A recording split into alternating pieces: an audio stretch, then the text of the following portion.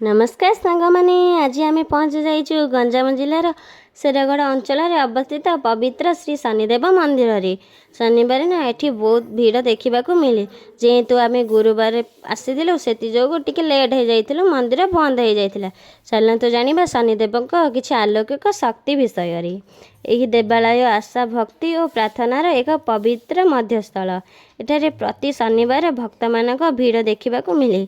कला तेल और तिल दे पूजा पाठ हुई। भक्त माने मानती जे यह द्वारा शनिदेव शांत हुअन्ति एवं स्वजन मानक सुख समृद्धि दे थांती। मंदिर परिसर रे स्वच्छ परिवेश धूप गंध और भजन शब्द शक्तिर एक अलौकिक अनुभव सृष्टि करे। एठारे दंडवत प्रणाम करने मात्रे मनरे एक शांति और प्रशांति अनुभूति हुए। शनिदेव साइट्रे माँ दक्षिण काली भी अच्छा देखिपे।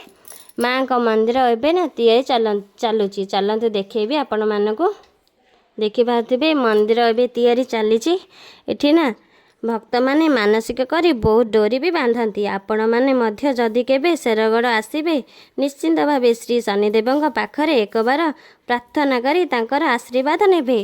इमितिका मिनी ब्लॉग देखा हेले मो चैनल को लाइक शेयर सब्सक्राइब करदेवे। देखा नेक्स्ट ब्लॉग रे। जय जगन्नाथ।